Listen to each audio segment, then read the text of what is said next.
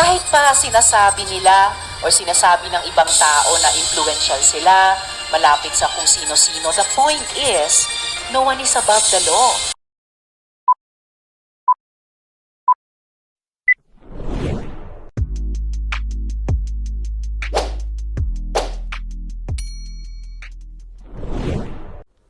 Welcome back sa aking YouTube channel. Para sa mga first time lang po na manood, please click mo na yung Jeremy's TV Manila. Anyway guys, wala nang bayad, libre lang. Tulong mo na lang din sa kapwa mo. Alright, thank you very much po. So topic natin for today's video, Senador Risa Hontiveros nagbanta sa kampo ni Kibuloy. Kailangan yung managot at huwag kayong magpadala ng fake witness. Kasi nga guys, nabisto nga sila ng opisina. Kahit pa sinasabi nila o sinasabi ng ibang tao na influential sila, malapit sa kung sino-sino, the point is, no one is above the law. Kahit pa walang sapina, nanindigan si Senator Hontiveros na tatapusin ang investigasyon sa mga aligasyon laban kay Kibuloy. Sa Lunes, February 19, itutuloy ang pagdinig kung saan may mga bagong testigo anya na ihaharap ang senadora. Ayon kay Senator Hontiveros, may mga tinanggihan din sila matapos mapag-alamang nagkukunwari lamang umano na biktima. Ang malala ay ibang mga miyembro ng kingdom na mukhang inutusan na makipag-ugnayan sa opisina ko para magkunwaring tetestigo tungkol sa mga pang-aabuso ng leader nila. Pero ang totoong pakay pala ay pagmukhang walang kwenta ang hearings ng Senado. Kapal, di ba? Iyan ba ang utos ni Kibuloy? Iyan ba ang gawain ng isang anak ng Diyos? Bukod dito, may mga testigo rin umanong tinatakot habang pinupulong din umano ang mga dating miyembro ng grupo ni Kibuloy para pangakuan ng mga pabor kapalit ng hindi pakikipagtulungan sa investigasyon sa Senado. Babala ng senadora sa mga magtatangkang sumira sa investigasyon ng Senado. Huwag ninyong linlangin ang institusyon ng Senado. Hindi nyo kami basta-basta maloloko. At kay Apollo Kibuloy, dapat managot kayo.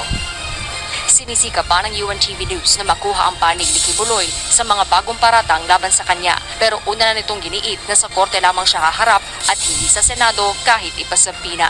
Harleen Delgado, UNTV News. So yun guys, napanood nyo, di ba? Talagang nadiskubre nitong si Senador Risa Hontiveros. Di ba? Huwag niyong sirain ang institusyon o yung hearing sa Senado. Ang problema kasi dito kay Kibuloy guys, ayaw niyang irespeto, ayaw niyang kilalanin ang hearing dyan sa Senado. Sinasabi niya, hindi, sa korte niyo. Sa korte niyo makasuhan. Tama naman sa korte kakasuhan. Pero, hindi niya ba alam na talagang may kapangyarihan ng Senado sa mga ganitong hearing na in aid of legislation. Ibig sabihin yan, it's either na aayusin, diba? Aayusin yung batas natin. Kumbaga, may dadagdagan yung batas, tatapangan pa para sa mga ganitong uri ng mga kaso, di ba? So, yun ang kailangan gawin ng senador. At yung mga makakalap na ebidensya dyan, kung ano sasabihin ng mga witnesses, ay magagamit nila para maging ebidensya sa korte pagka yung nag-file na sila ng kaso.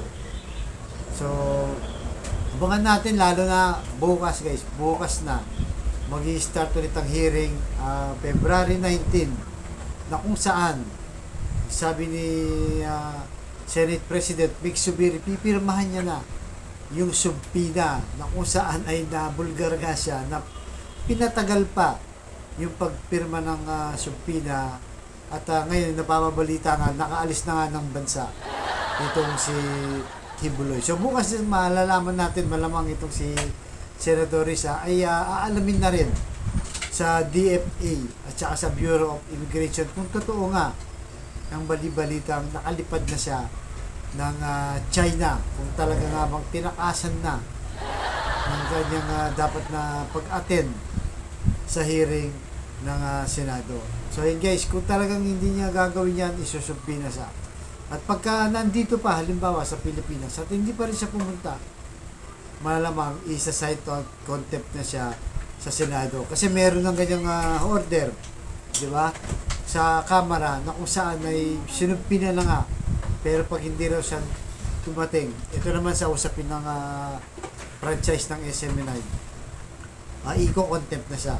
Pag hindi pa rin dumating, mag-i-issue na sila ng warrant of arrest. Ganon din guys. Ganon din sa Senado, tungkol naman dito mismo kay Kibuloy. Kaya abangan natin ito bukas. Kung ano yung update, babalitaan ko kayo, mag-vlog tayo bukas. Pag nakita na natin kung anong mangyayari dyan sa Senado. Alright guys, ganito lamang po. Abangan nyo yung susunod ng vlog. Thank you very much.